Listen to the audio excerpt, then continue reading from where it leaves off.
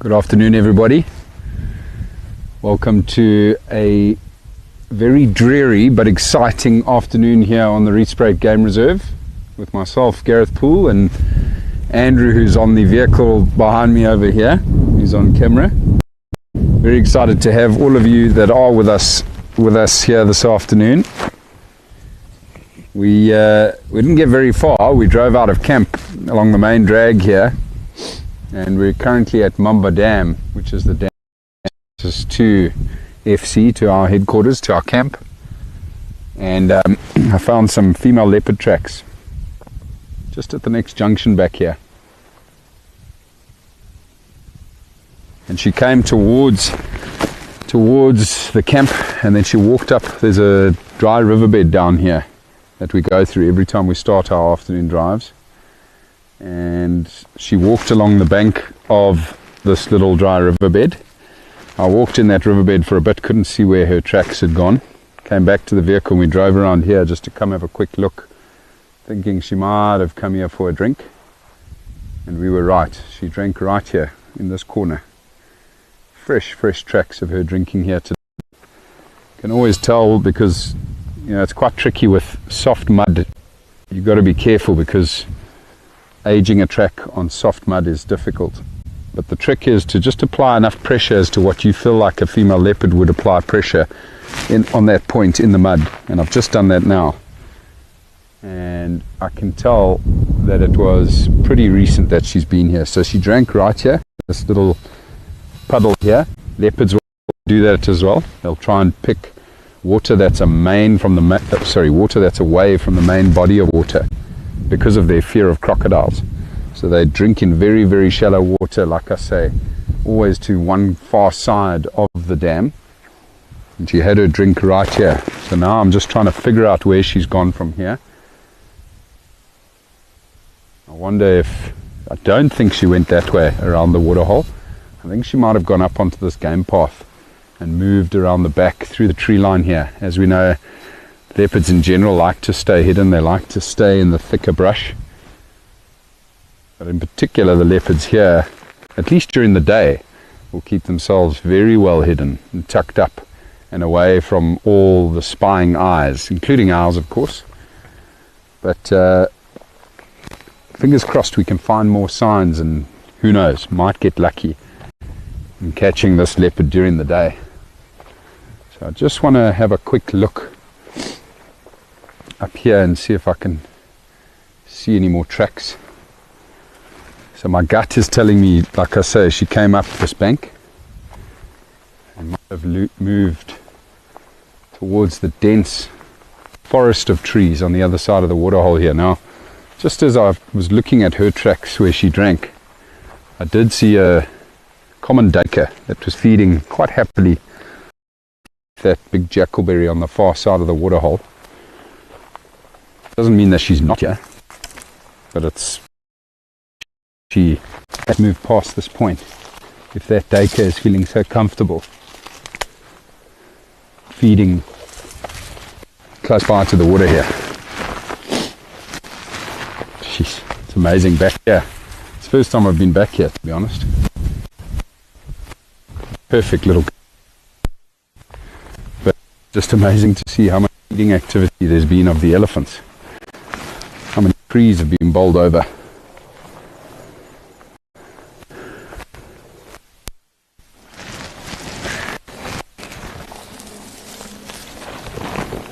Yeah, there you go. There's a track of her here. So she did go along here towards the back of the waterhole. Now I'll come back to you all on the vehicle. Just drive around to the far side of the water, where I'd like to just quickly jump out again and just have a look, see if we can see any more tracks on that far end.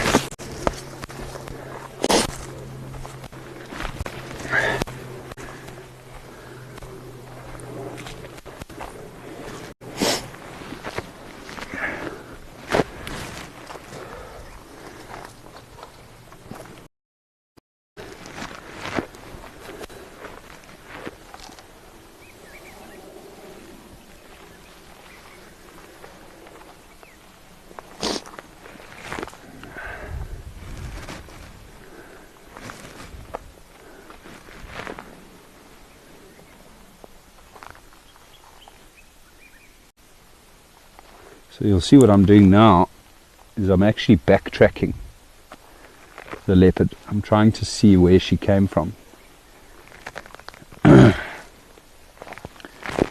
the reason I do that is it helps me know their habits for in future. You know, if we found her on the road and then we lost sight of her coming this direction, she very often will use the same route to come and drink.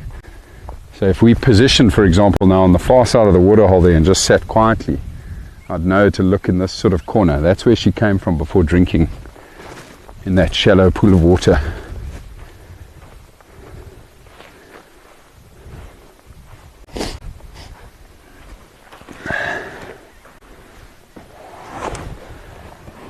Right, let's see who is with us this afternoon.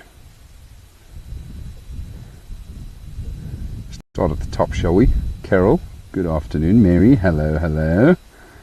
Michael, nice to have you on board. Hello, Di. Hello, Betty. Hello, Elsa. And hello, Karen. So wonderful to have you all with us.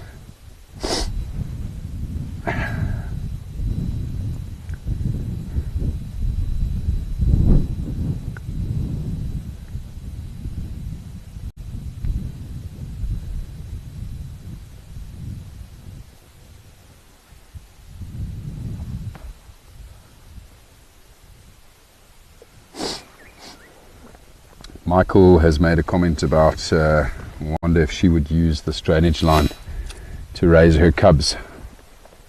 I don't know, Michael. I haven't explored it entirely, but it's such a short stretch here between the road and the fence that there's just maybe too much activity here. It's not a quiet enough section of riverbed. Plus, being this close to a waterhole, this waterhole's always going to attract things like hyena and lion and other leopard, which would also be immediate threats to her cubs if they were this close to a waterhole. So not likely this stretch of the riverbed, but potentially further down stream in the same riverbed. There are a number of great spots, great little rocky outcrops where she could stash those cubs. But yeah, geez, would love to have her denning this close to camp. That would be phenomenal.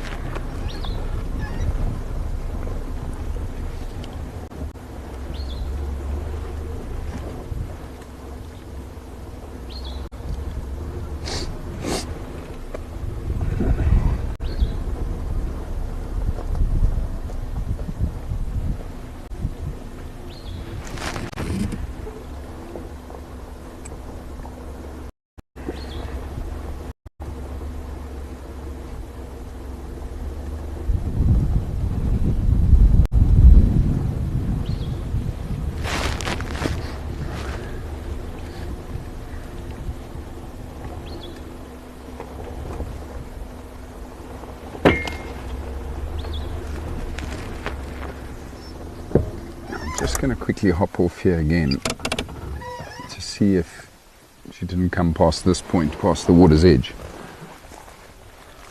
before moving away from the dam.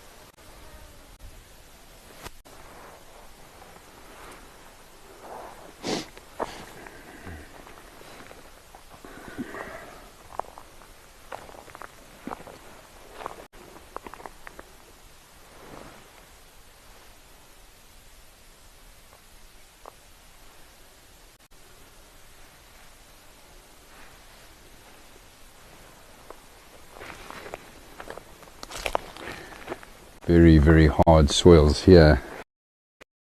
close to that little game path that goes around the waterhole. Can't see any tracks on that type of substrate, but you would have guessed to have seen the track somewhere here if you did come along there. Nothing yet.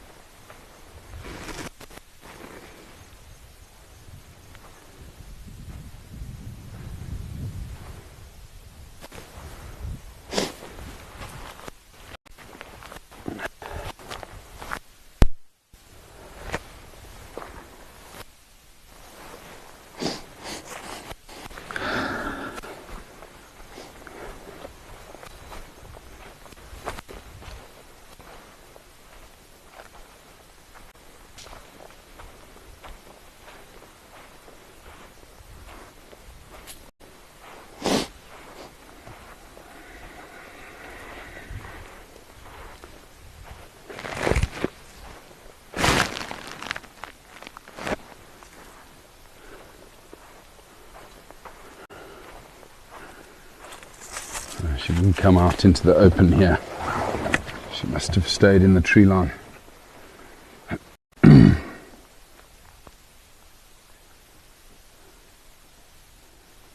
afternoon, Jennifer. Lovely to have you with us.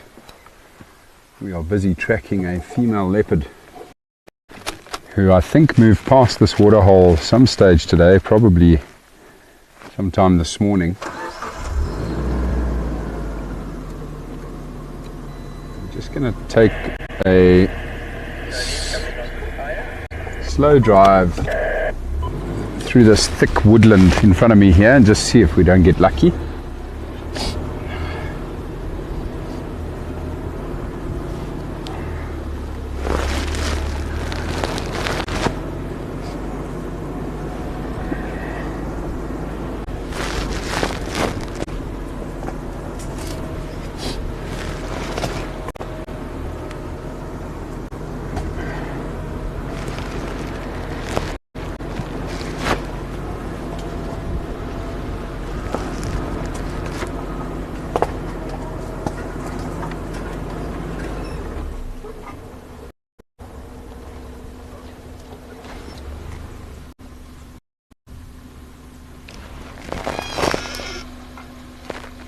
Something moving in the thickets up ahead.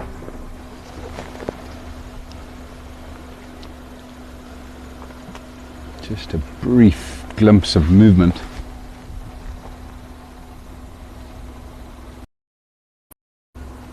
My gut's telling me it's that duiker I spotted earlier, but you never know.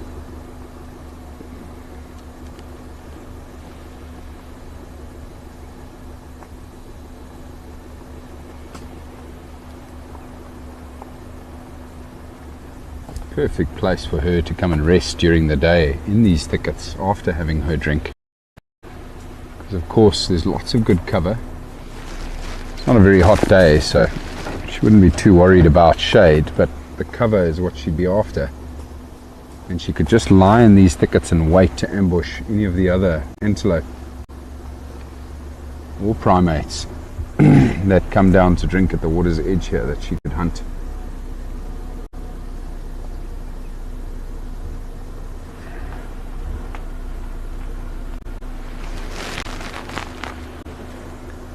Wow, I'm just looking up at the Drakensberg Mountains there in front of us, everybody, and that is the clearest they've been in weeks. We've had so many fires and heavy winds. I think the most recent heavy winds in the last 48 hours have cleared it up so beautifully. Absolutely gorgeous afternoon.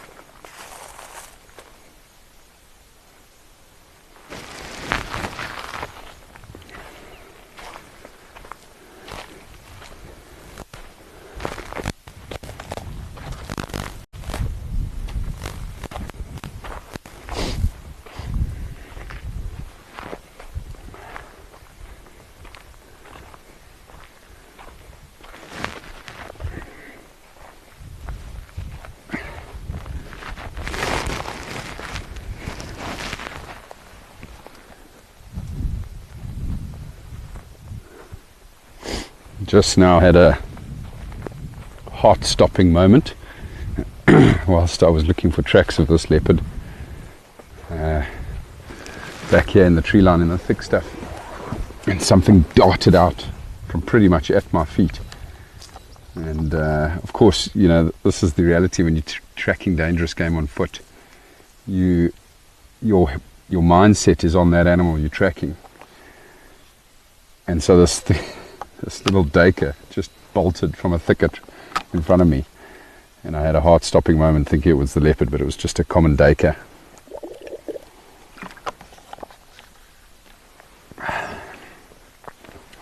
But no tracks of her in there. She must have stayed somewhere this side here.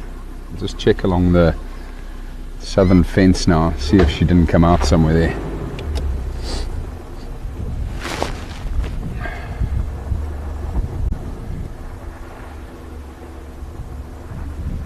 Good afternoon, Deneen.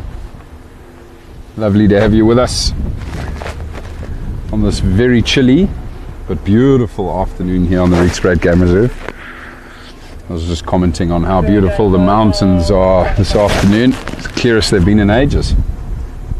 Lovely. We are busy trying to track down a female leopard who came to drink at Mamba Dam at some stage today. The last tracks we saw were actually on the dam wall itself, just after the point of where she drank, but generally heading south.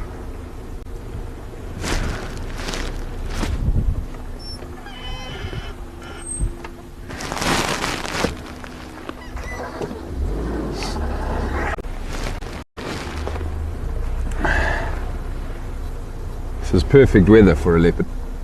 They'll be active in these colder afternoons, overcast afternoons.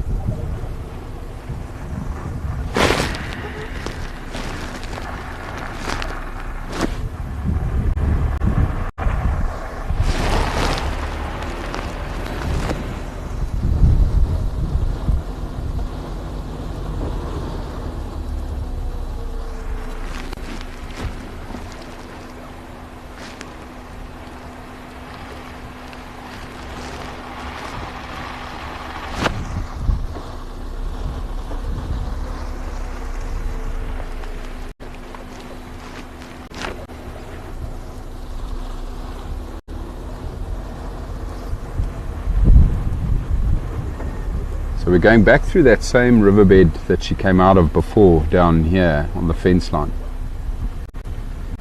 Just think of the amount of times that Andrew and I have driven through this riverbed, and we always dream of seeing a leopard in this beautiful sort of riverine forest that's formed in this riverbed. I think there's actually an old broken dam wall here. Imagine she's lying on that dam wall today.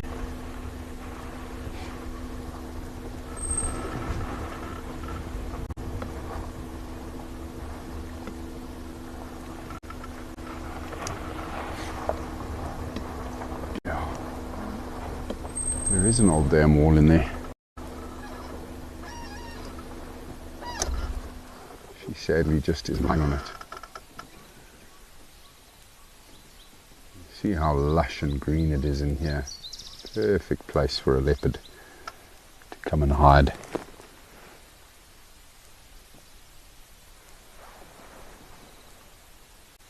You can just make out the broken wall I'm talking about.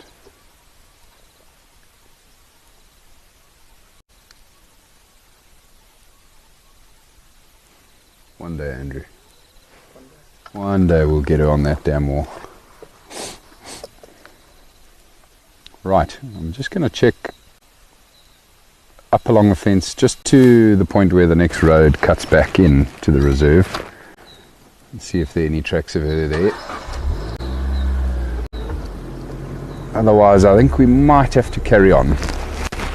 sort of run out of any signs of her here, and it might mean she's back in there somewhere.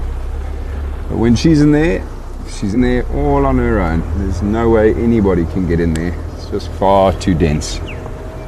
So many trees.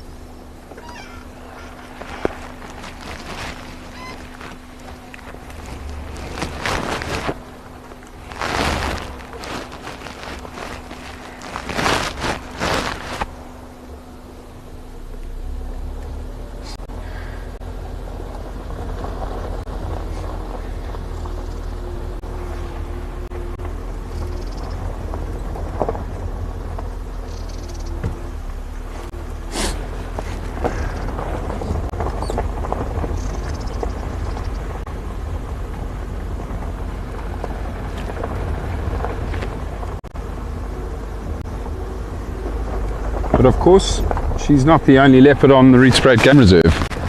There's several out here. And we'll now just expand our search, see if we can find any other fresh signs of not just leopard, but of whoever else might be out there today.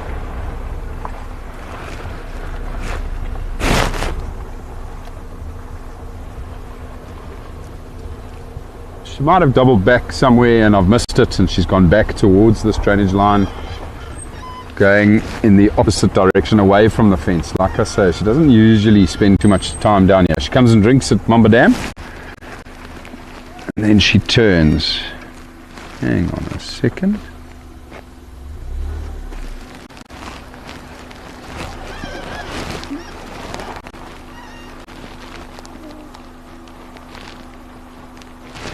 A set of tracks here. But now the very first tracks we found are just up ahead at the next junction. So this might have been where she came from before going to drink. We'll just confirm that when we get to the next road. Otherwise she's just on a bit. She's going back on herself. Now something I was thinking about before, and that's what I always think about when a leopard's drinking water, is does she have a kill somewhere? Has she ventured out here to have a drink, to help with digestion, and then circle back to the carcass? Now they'll always take a different route back to the carcass. They very seldomly go back on the exact same set of tracks. Maybe that's what she's done. So maybe we'll find her turning to the east when we get to this next road.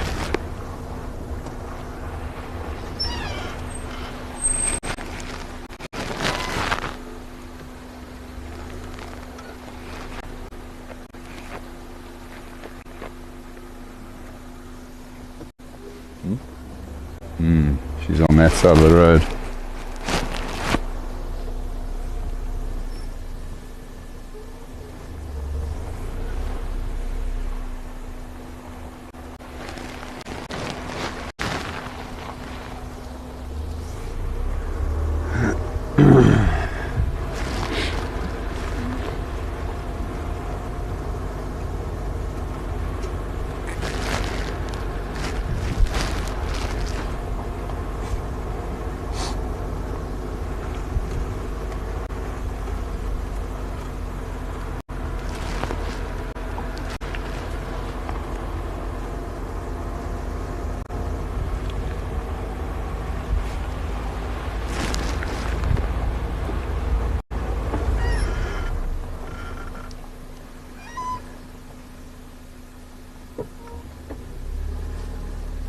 Hyena tracks here as well.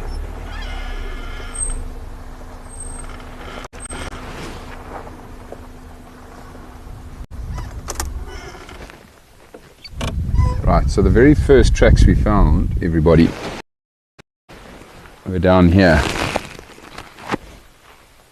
at that junction, and she came from somewhere around here.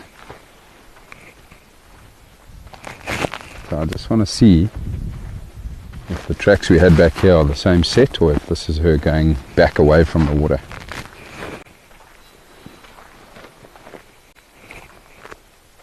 Just saying to Andrew earlier how it's quite difficult on this particular road, because this is the main access road to Boskamp, the landowner's camp, and his staff drive up and down here repeatedly every day, so they would have driven over her tracks. You've got to really work hard to find her tracks in between all the vehicle tracks now.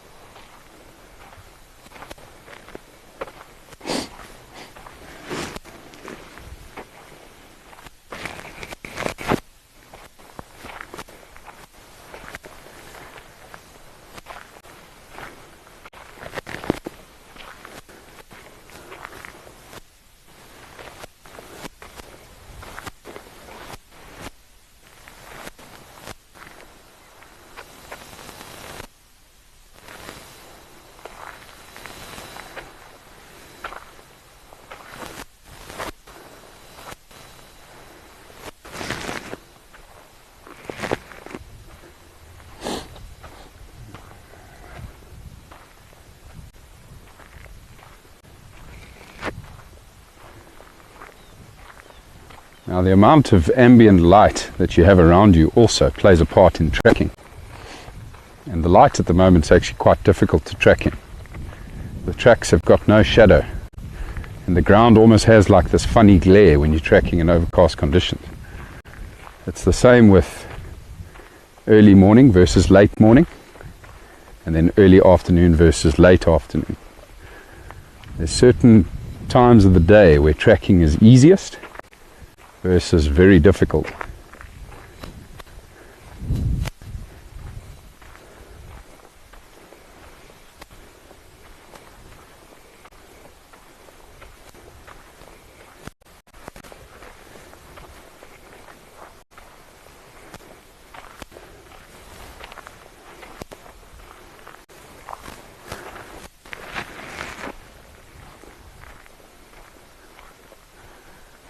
Now you see, I can't see any tracks of her here. Anyway, we'll continue working this area. We'll circle the block just to see if there aren't any other tracks going the opposite direction of this leopard. Beautiful flock of white-crested helmet sharks just flew over, and they were chatting away as they did. But yeah, just to go on that hunch of, does she maybe have a kill somewhere nearby, then we might find tracks going the opposite direction. And if we can follow those, you never know, they might lead us to her and a carcass somewhere.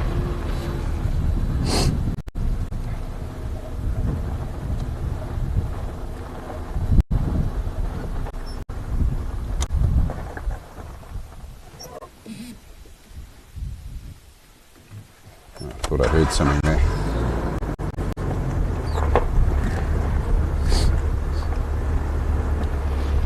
Good afternoon, Cecilia. Lovely to have you with us. It's nice to see you joining us so often. I bet it makes Jana very happy as well. Great minds think alike there, I see, Michael. Maybe she's got a kill. Right, well, we'll keep at it. This is such a great area for any game, to be honest, that we're in. We might as well keep looking and seeing if we can find more tracks of her. It's quite a big block, this, however, where I think she's come from. But we'll circle it nonetheless and see what we come up with.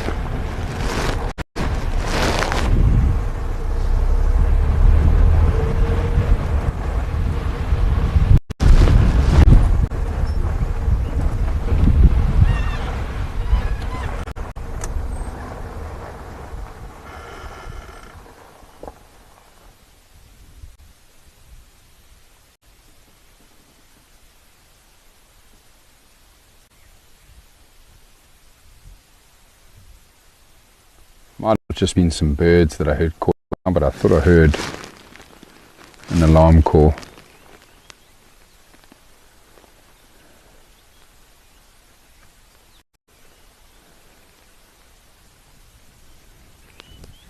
Thought I heard a monkey, but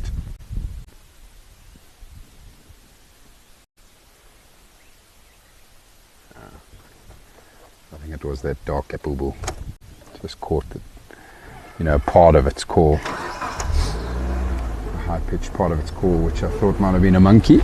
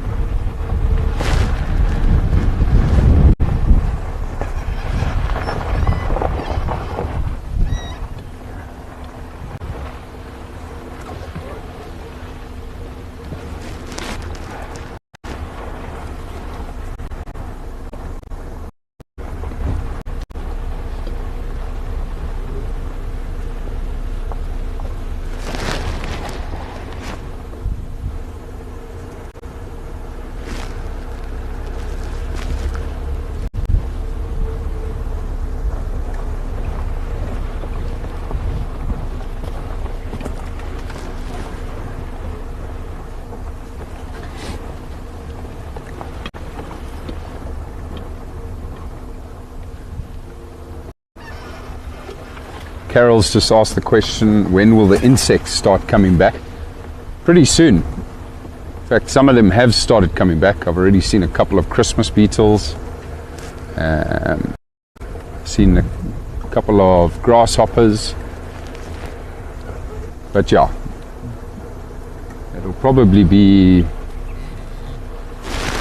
towards the end of this month, going into middle of October, where the bulk of those insects will return.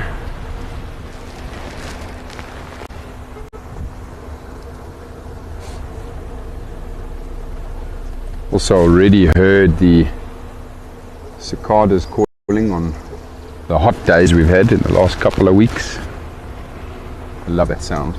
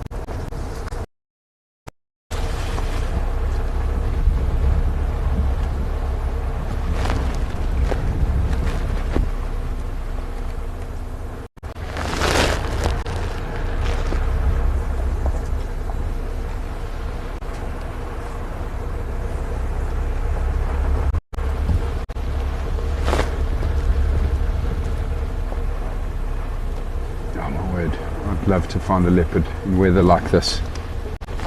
Out in the day, on the move hunting.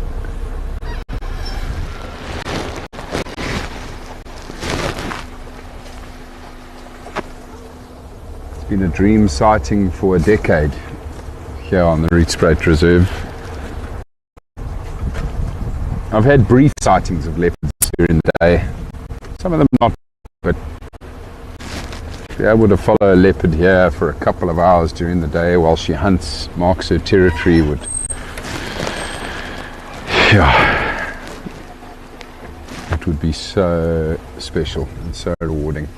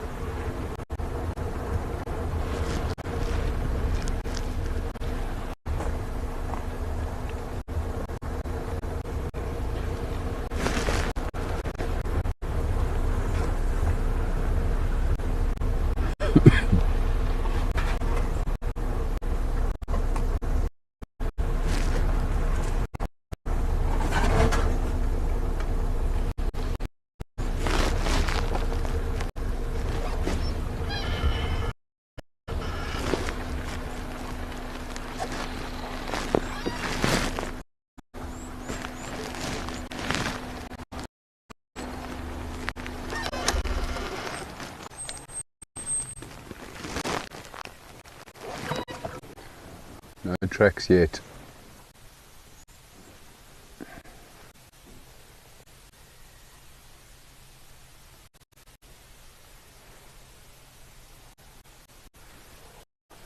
Just pausing briefly to listen.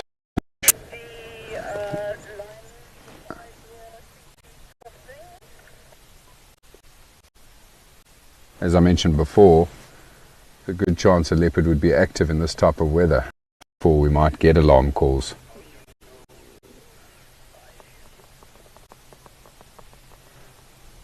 Of the animals that have spotted the leopard.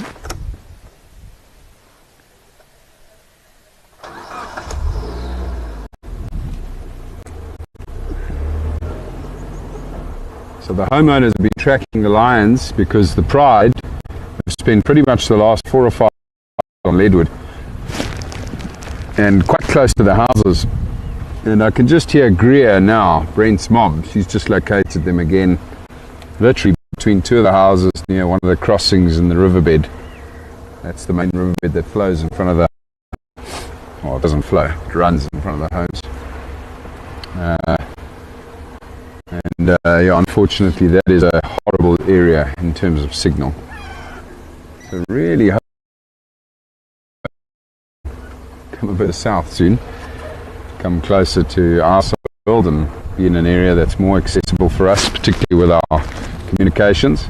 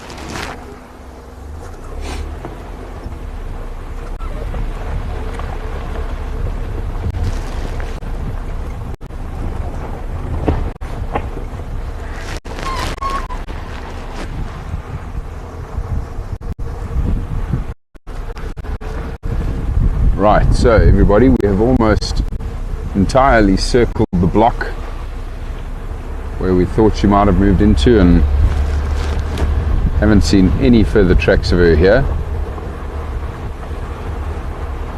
So we'll now push a bit further north, away from this area, towards a couple of the water holes, just to see if we don't get lucky with rhino. Love to try and find No Hope and her calf again, or that elusive black rhino.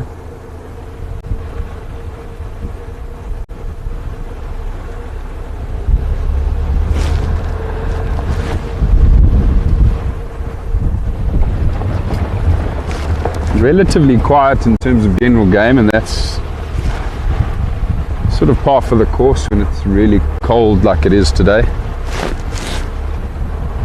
A lot of them bed down, they aren't very active this type of weather. Nice break for them though, nice break from the heat.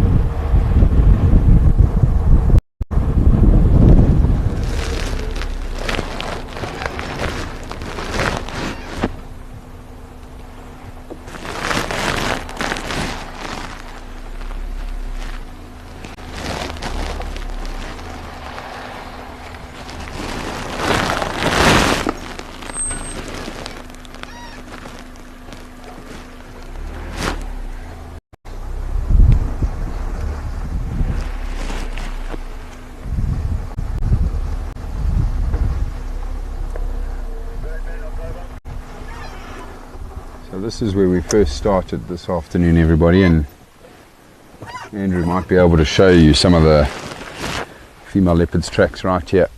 These were the very first tracks we saw.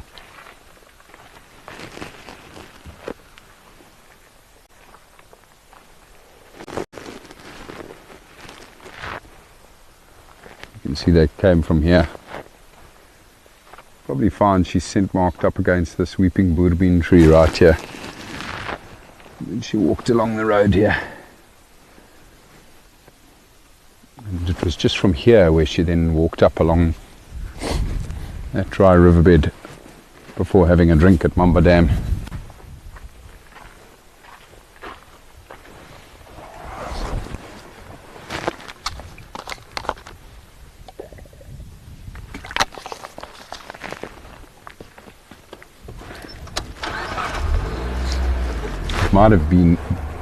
It might have even been very early this morning.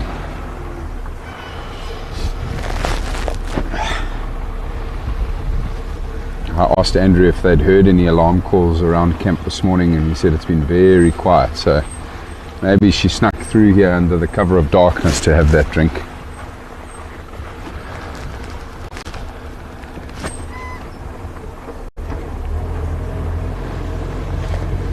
Sneaky leopards.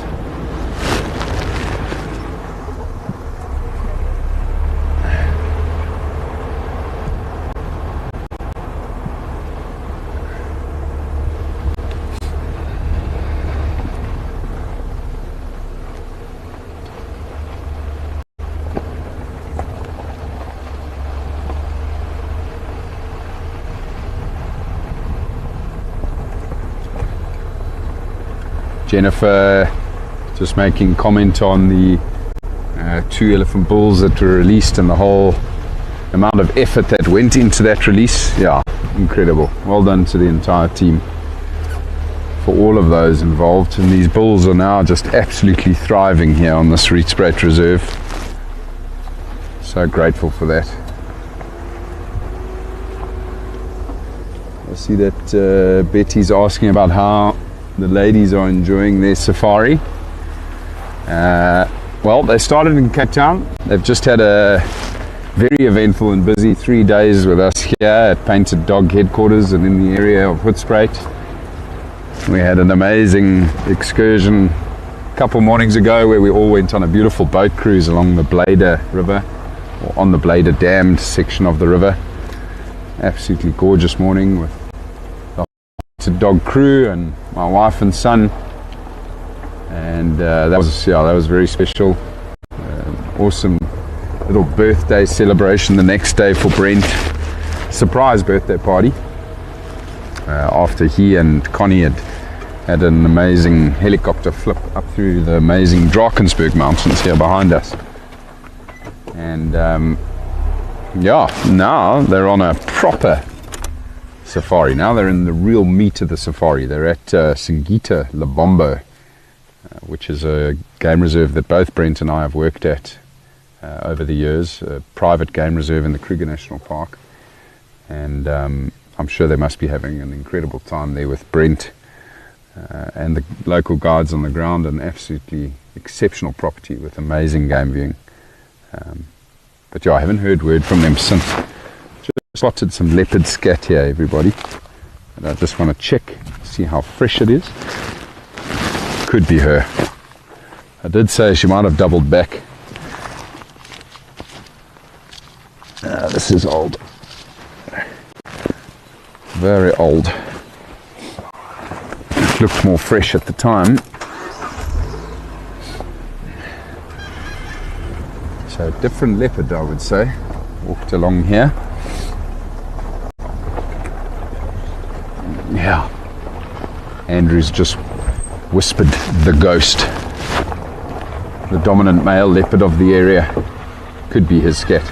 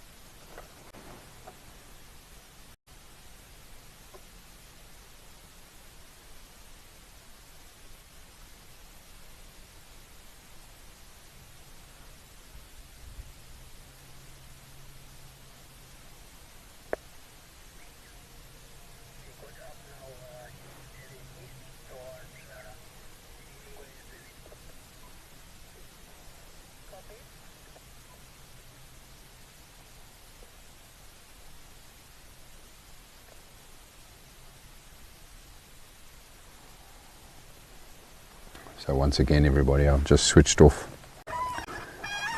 just to listen for a minute to see if we didn't hear anything.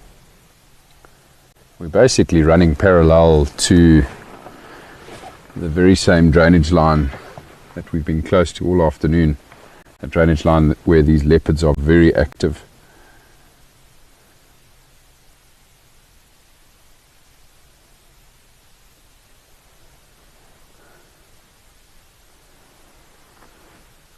But all quiet for now.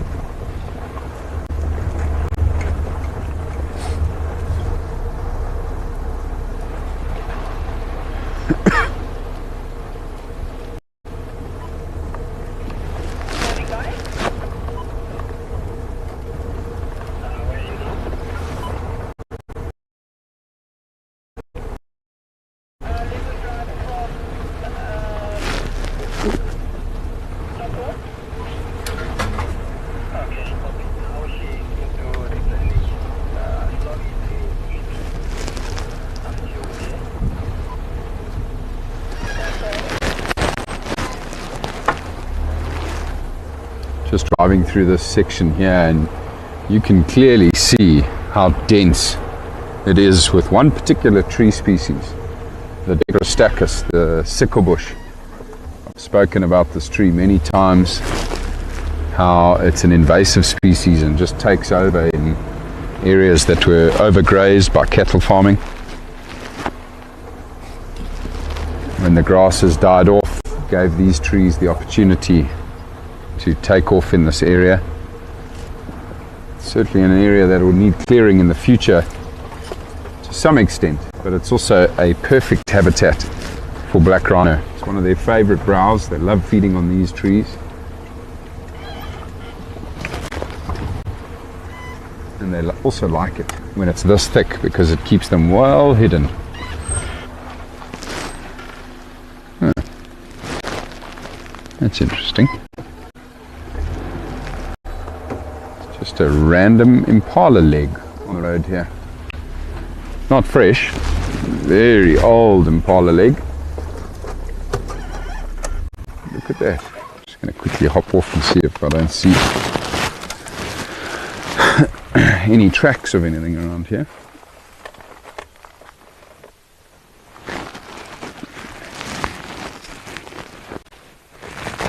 probably been brought out here by either jackal or hyena.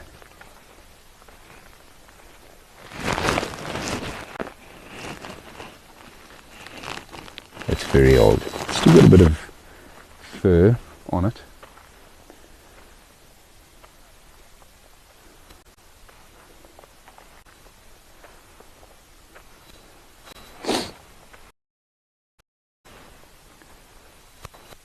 Now I have a hunch that somewhere in this very, very dense Dicrostachys, these Dicrostachys thickets, is the new spotted hyena den. This little stretch of road that we're on here, I've repeatedly found tracks of hyena moving in both directions, which is a telltale sign that they're coming and going from a den site in this area. The problem is twofold. One, we hardly ever find our hyenas, because one of the ways you can find a den site is by just following them. They'll eventually go back to their den to go and be with their cubs, or take food to their cubs. That's possibly why that impala leg is here. And then two, the second part of the problem in finding this den is these extremely dense thickets of Dicrostachys, the sickle bush. Makes it firstly very, very difficult for us to see anything here, but also to get in and follow something here. Yeah, you see there's absolutely no predator tracks on the road here. So I'm certain it was one of the scavengers, hyena or jackal, that have just left this here.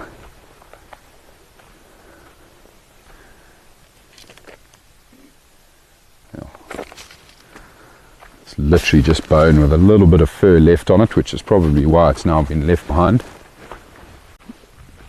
Hyenas will sometimes go through it, eat it all, because there's obviously bone marrow in there. So maybe it was a jackal. Jackal's jaws are not strong enough to break an impala's leg, so could have been a jackal. But no fresh tracks of larger predators or even jackal here on the road. It's old.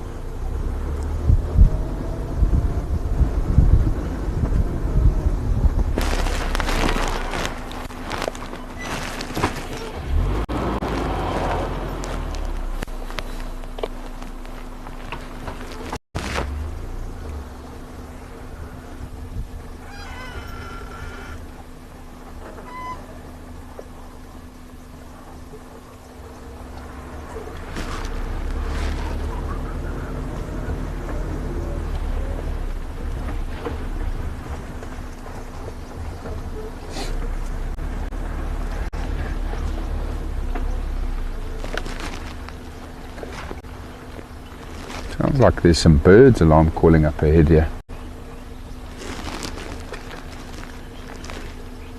Yeah, definitely a bird party upset about something.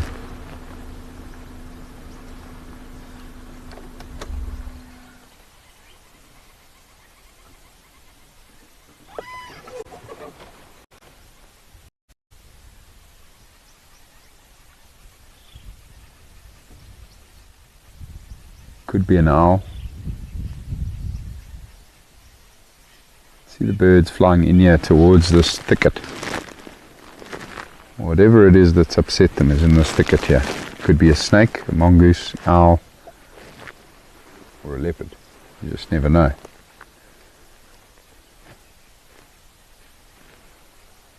Always worth just spending a couple minutes. See if we can see something. Just going to go a bit more forward.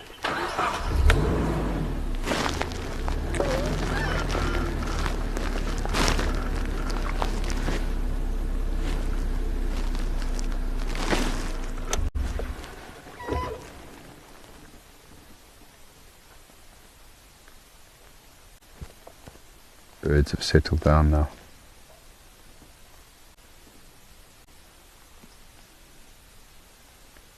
Usually when they settle down that quickly, it's because it was an owl. And they've managed to frighten it off, basically. Force the owl to leave the area.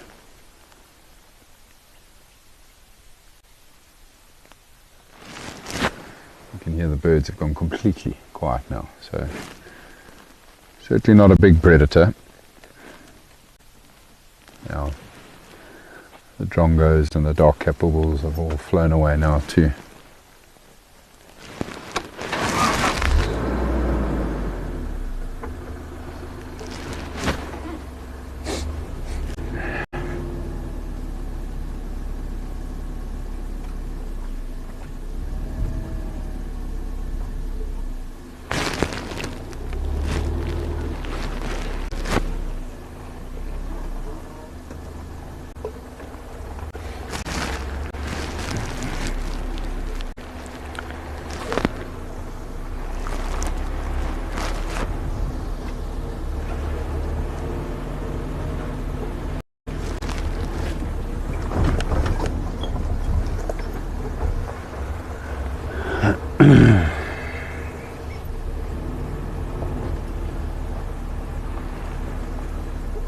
Carol's asked a question on any updates on the newly introduced rhino. The answer I have is no, unfortunately not. We haven't been out all that much in the last 3 or 4 days, plus not many have because of the horrible weather. So no recent updates on them.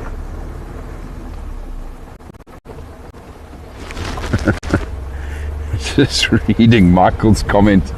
Somewhere there's an impala looking for its prosthetic replacement. Oh dear. Nice. Never a dull moment when Michael's around.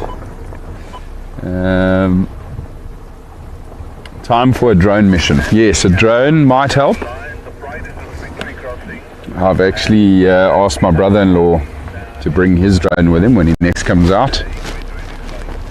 And we can come and try fly over this area. The only problem is I need to find more fresh signs. And now, having driven this road again, I don't see any tracks.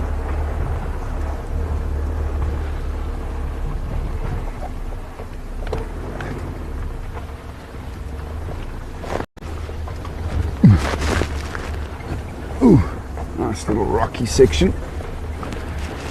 Perfect for my bladder.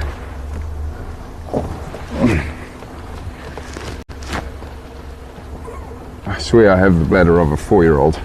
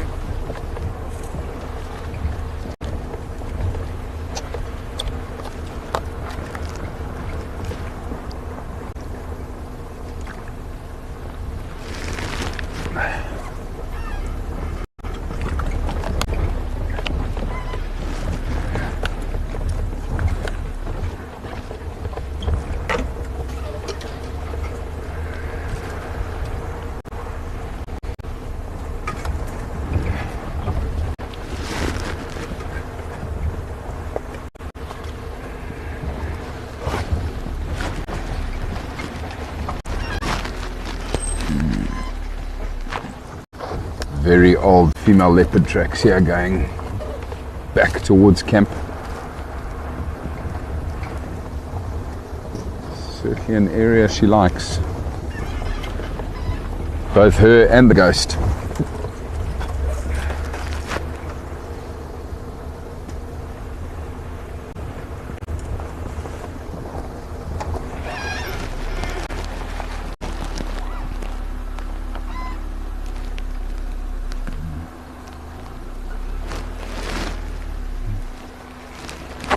Not that old, eh? Probably 2 days old, I'd say.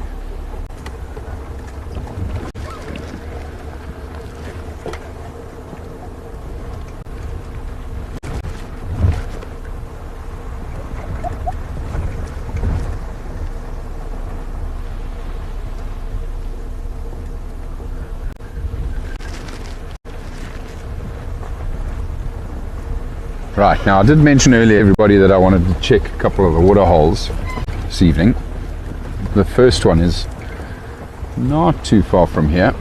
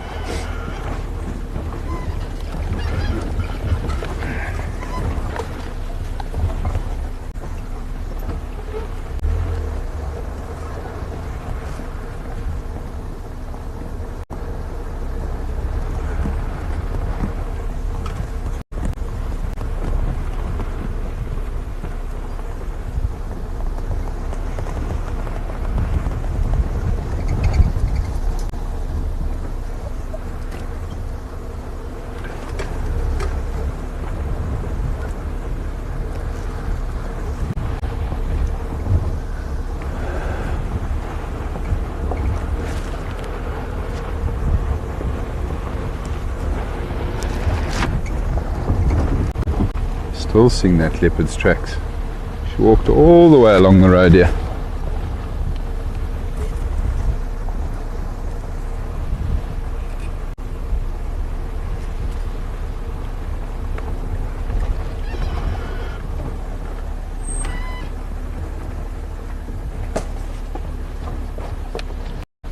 It's a good question. I don't actually know. Betty's asking the question, do we have a drone? We do. Oh, there you go. Andrew says we do have a drone.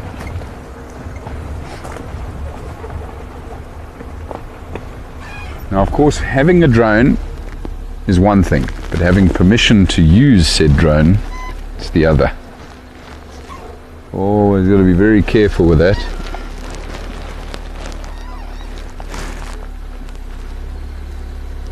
Oh, got so excited there. Thought it was leopard tracks again, but it's the baboons. Young baboon's track, or the front half of a young baboon. Right, let's go see if anybody's at the waterhole. It's just on the other side of the Gremlin riverbed. You might lose us briefly here, everybody, just as we go through this dry riverbed, so apologies for the break-up in picture if it does happen.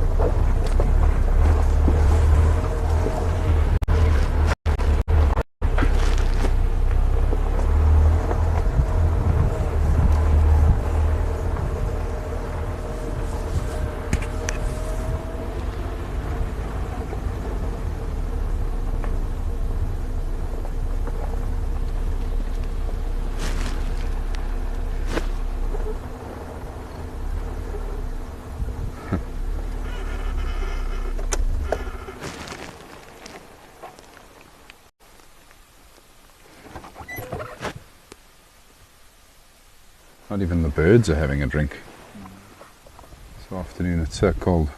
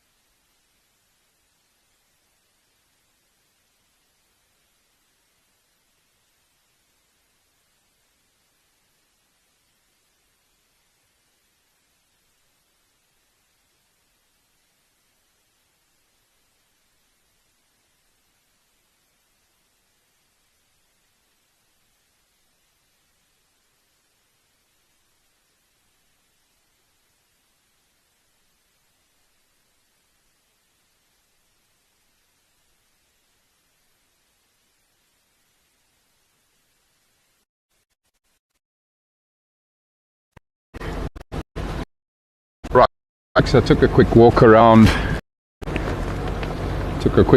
That waterhole and didn't see any tracks there. Did notice some African honeybees,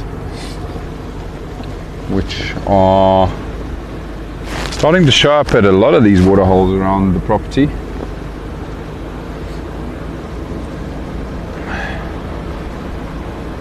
Water is certainly very important to everybody now at the end of our winter.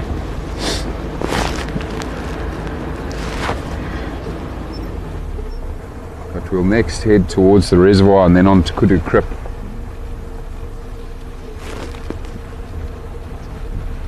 See if anybody's at those water points.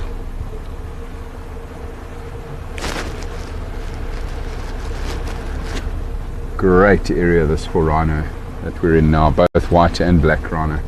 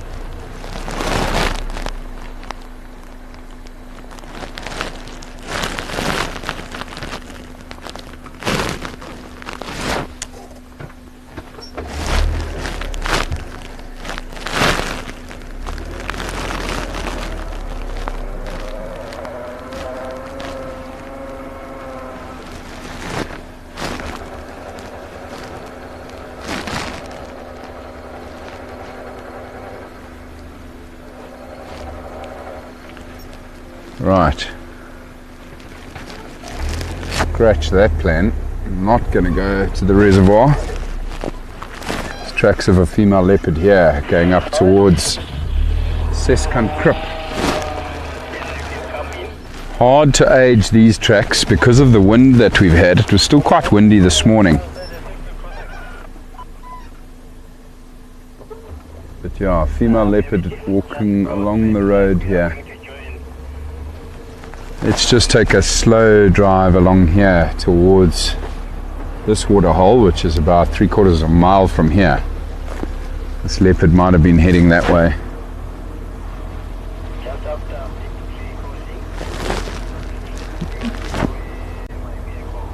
We'll go and check that waterhole.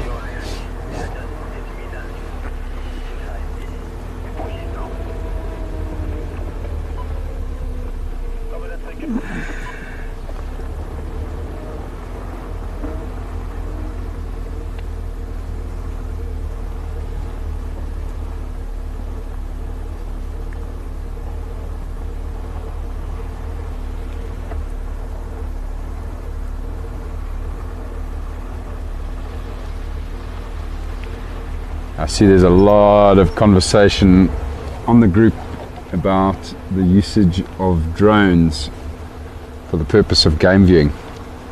Yeah, I'm anti it completely. For the purpose of conservation, however, I'm all for drones and the usage of drones to locate injured animals, endangered animals. Yeah, so we do use them every now and then, you know, for things like that. Trying to find a den site, particularly for the habituation process. We'll often use that. We'll use a drone for that, but we do need to get permission from, you know, the reserve manager, the landowners, and the homeowners, and then we might be able to fly it. But in terms of, for the purpose of game viewing, yeah, it takes the whole element of tracking out of it and the whole excitement out of it, of, you know, finding animals by tracking them, by using the natural signs that they leave behind, or the alarm calls of animals that have spotted a particular animal tracking.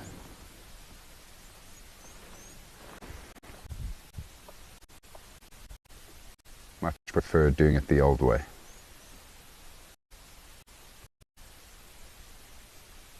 Using the art of tracking.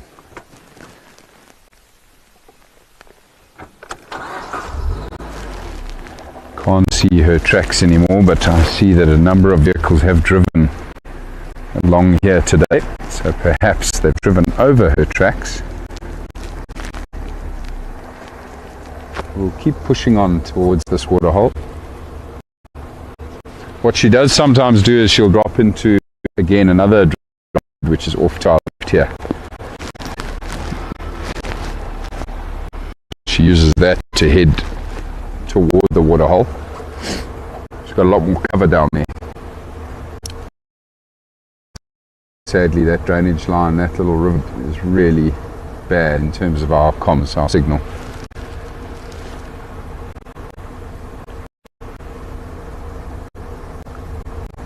And just as I say that, Maddie, who's in FC, tells me that we're having a bit of break up here, everybody. Should come back soon, I'm sure.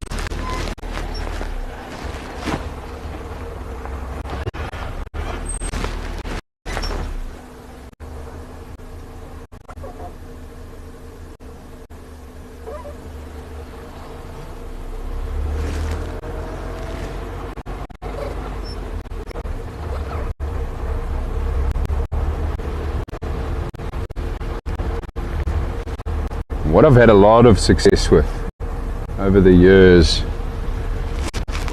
is leopards vocalizing in this area around Seskankrip, the next waterhole that we're getting to here. I've found many leopards just by sitting at this waterhole and waiting. Andrew and I also bumped into a female leopard here last week. We'd just wrapped up one of our evening safaris. And we were busy heading back towards camp. And bumped into her drinking here at this waterhole. My word, you weren't kidding. No, I wasn't. I wish I could turn the camera around everybody and show you what Andrew looks like. He looks like he's about to break into my house and steal my hi-fi. He's got this big black balaclava over his face. Andrew doesn't do very well with the cold, so he usually wraps himself with about 14 layers more than every other normal human. Hey, listen, at least you're prepared, bud.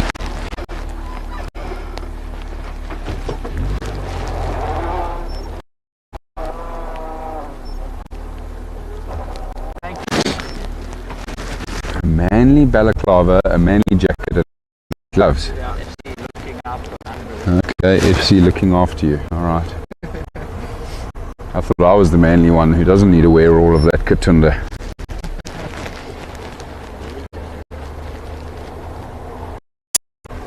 But then again, I've probably got about 40% more blubber than you, so that's probably why I don't need to wear so many layers. Right, so everybody, moving swiftly along from that conversation and that topic, we're going to go to Seskankrip for 10 minutes and just see if we don't get lucky in here. My favourite cat, call it. Don't see the tracks anymore, so she gave up on the road and decided to use either of the tree lines or the riverbed itself. But again, those tracks I think are from this morning.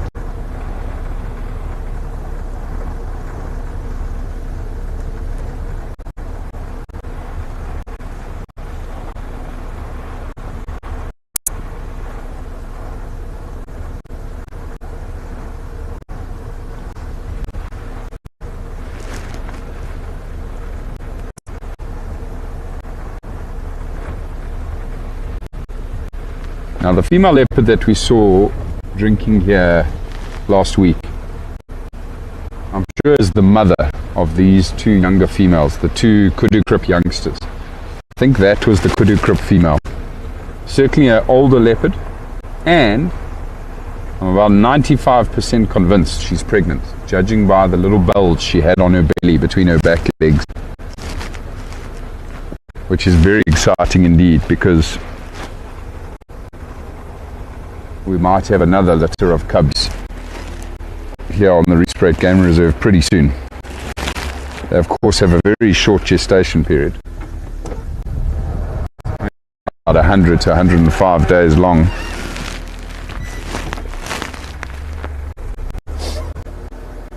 So we won't have to wait long. Just got to find them, of course.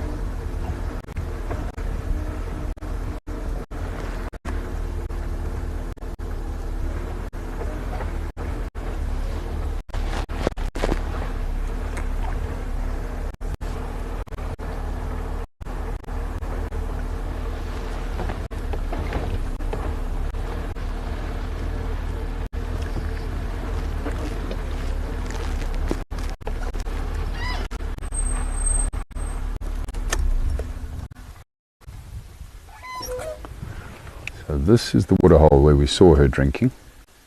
See, there's a duiker busy feeding on the other side of the waterhole here. Common duiker.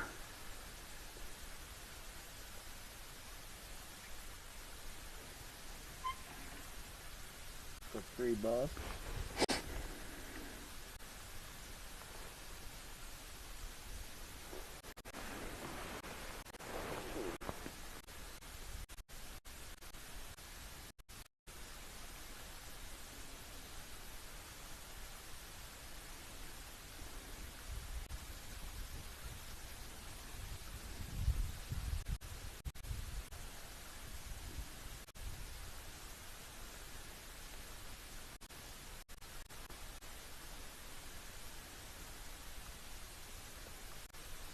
Michael's asking the question, does the Kudu-Krip 2-3 female territory extend out of the Rietspruit? Gareth, do we know? We don't know definitively.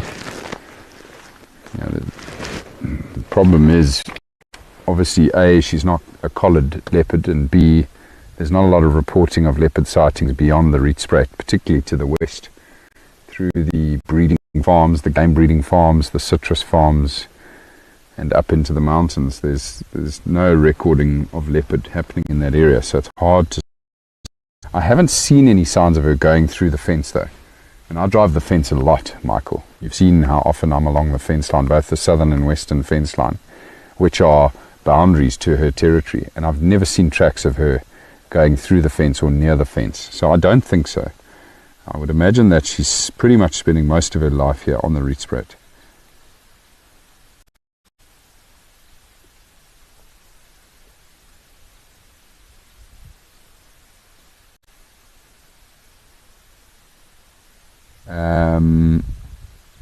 Carol's asked the question if I got a photograph of that leopard. Yes, I did. And then Betty, how cold is it today? What was it? 15 degrees Celsius. 16 degrees Celsius, Betty. So it's chilly, but you know, when you add the wind chill factor, that's when it really gets quite cold. And of course, we're in an open vehicle driving around here at 15 miles an hour. Then it really gets cold. Right, where's my cell phone? Let's see if I can find that picture quickly.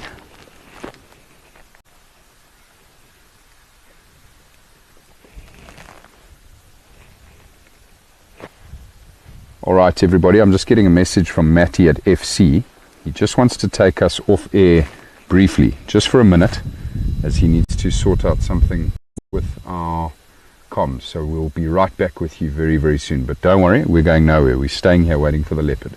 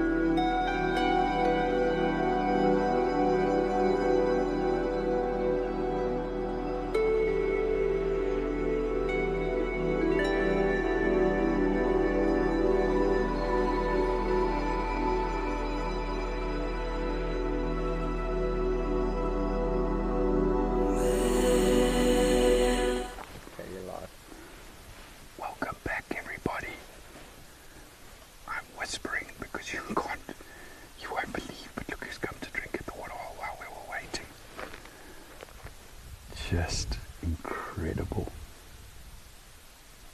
A white rhino cow and her calf. Just going to quickly call it in on the radio. Stations, I've located 2 white rhino cow and calf that are drinking at Seskankrip.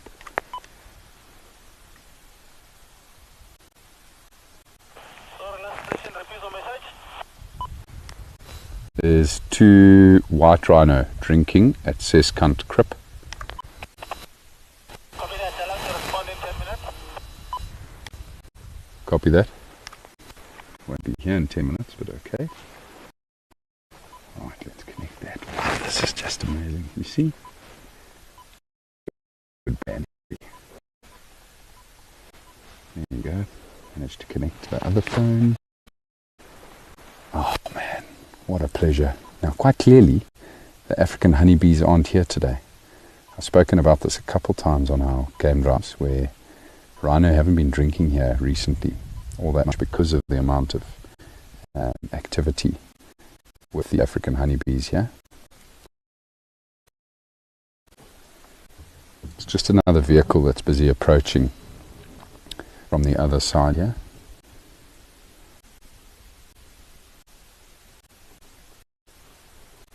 I see people commented, Matt has impeccable timing. Indeed. Literally, as we cut off, we had to do a hard reboot on the entire system in the vehicle, in the Jackal. As we did that, I said, no, don't do it, there's rhino coming to drink. But fortunately, it was a very quick reboot, so thanks to Andrew and Maddie for getting us back live so quickly. What a pleasure. So quite an older calf here with its mom. I've seen these ones before.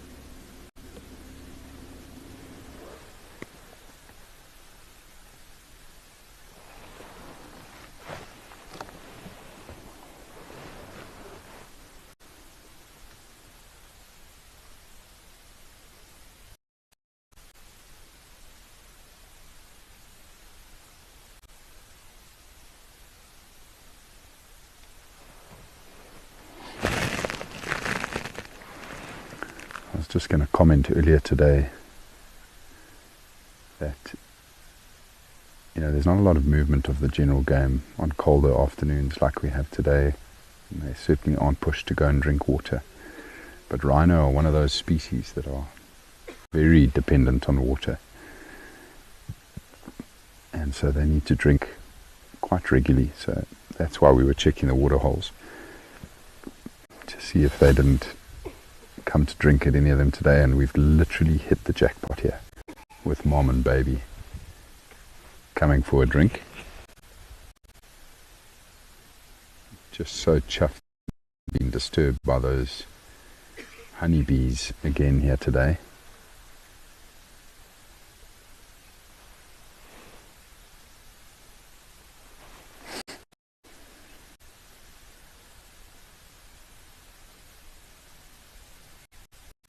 Oh, lion roaring. Sammy, switch off, lion's roaring.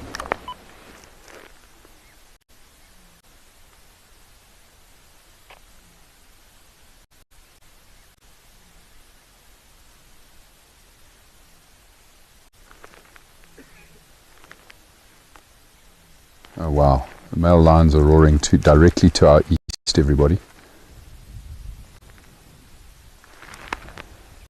Audio of male lion sounds like it's coming from somewhere around Skamp, possibly Sunsloot Poachers area as well.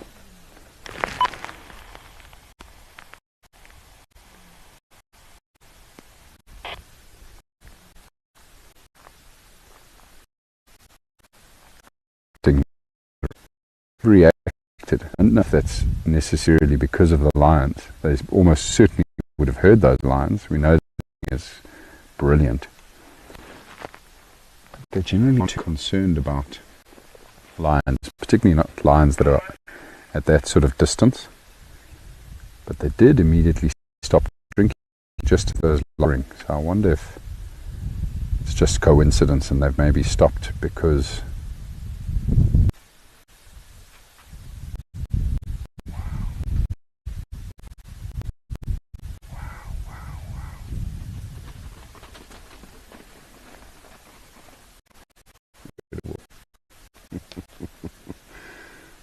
just a little bit of a trot there as they felt a little bit uneasy being close to us.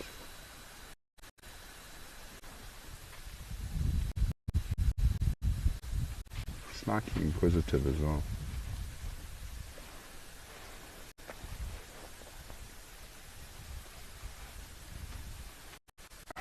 Man, you're beautiful.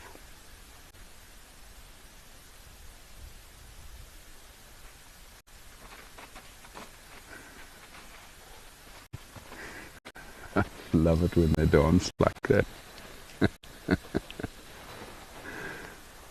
Oh my God, what an amazing sighting.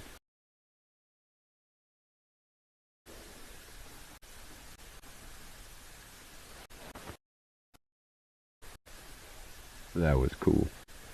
So cool.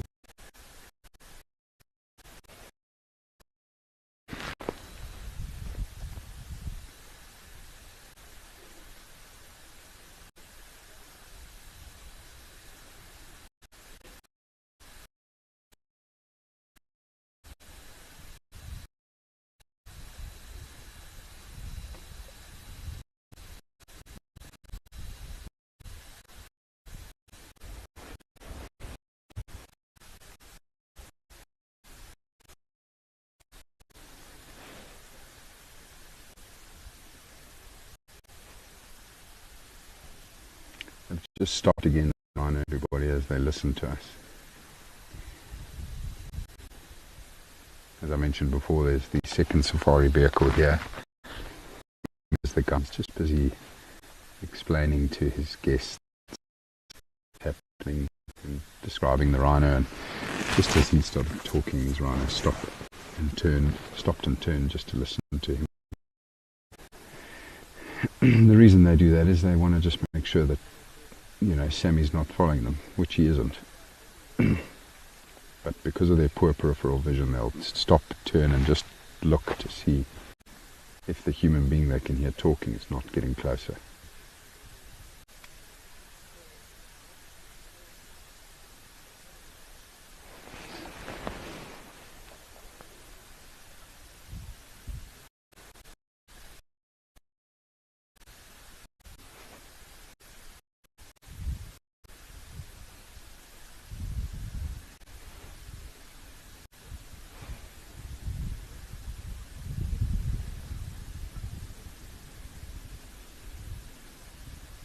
You can see the ears of these rhino moving independently, rotating in different directions as they listen to everything that's going on. You know, me talking, Sammy talking, there's now a third vehicle that's busy approaching. They have a very sensitive hearing.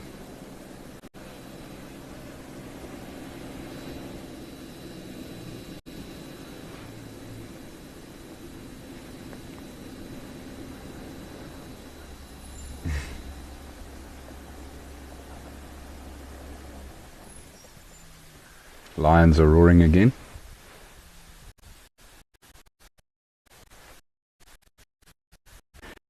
Body those look a little bit closer now. If it's okay with you, I'm going to love and leave these beautiful rhino. What an exciting we've had here, and I'm going to quickly hightail it to where I think these lions are roaring to see if we can't find them.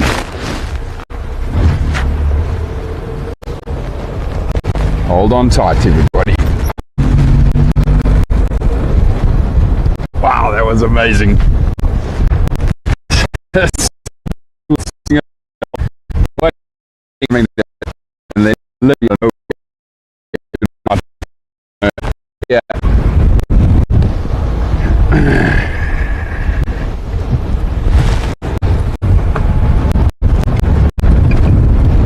I'm leaving the rhino around Seskan Krip, about south and west, with 2 stations, semi-controlling.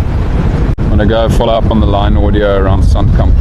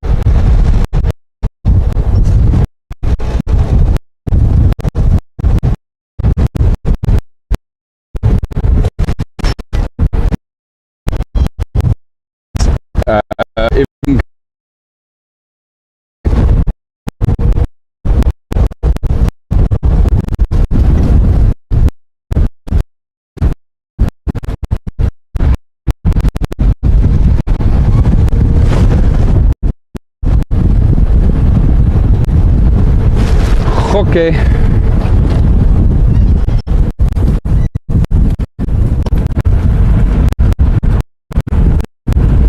Oh, look, we also don't have a lot of time anyway.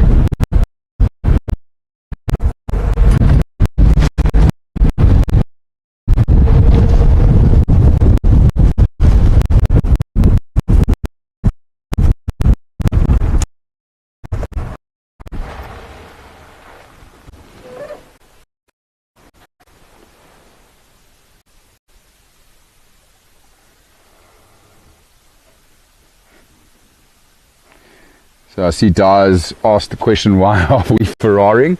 The reason is, Di, there are lions roaring nearby and we've been trying to get to them with the little bit of time remaining on this evening's drive. Carol, you asked the question earlier, did I get a photograph of the leopard that was drinking at that waterhole where we've just had that amazing sighting of the 2 white rhino? I have managed to find that image. It's not the greatest image in the world, that's for sure. But this is an image that I shared with Marine from Ingwe Leopard Research, the photo that we got of her drinking at that waterhole sometime last week. I'm trying to remember. I'll actually be able to tell you now when I look on the app. So not the clearest image in the world, certainly not for you to be able to identify her, especially on my phone here, but lovely to have seen that leopard. That was 1st of September, so it was actually almost 2 weeks ago now that we had that sighting.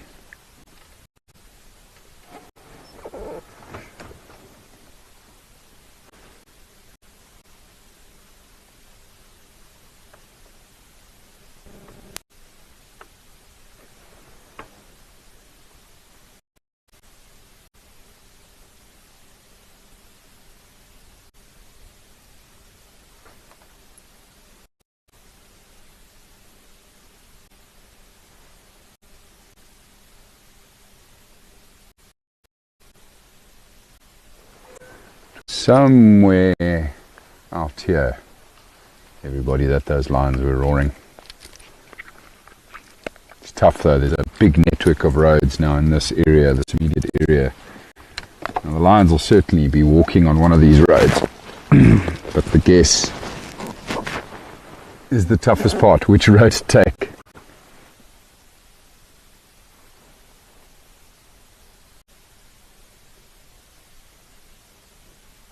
Well, let's go with this guess. We'll go along here, everybody. We sadly don't have all that much time left.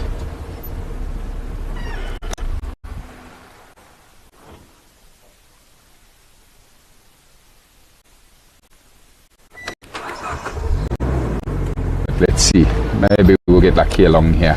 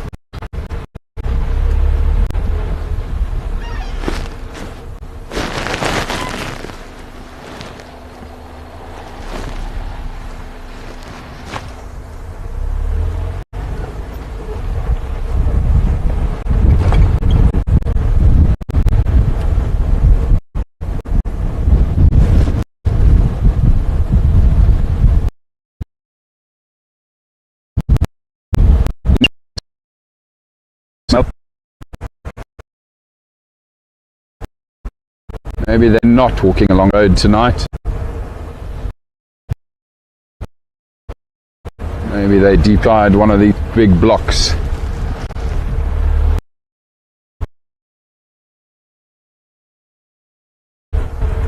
So it's been a very exciting end to a beautiful afternoon, everybody, and I'm just so chuffed that we got an incredible sighting of the two white rhino drinking and dancing between the vehicles. Yeah, thank you to all of those who joined us this evening. I hope you've all enjoyed it. Thank you, Andrew. Awesome afternoon, and have a wonderful day, everybody. We'll see you all out on the Rietspruit again very, very soon.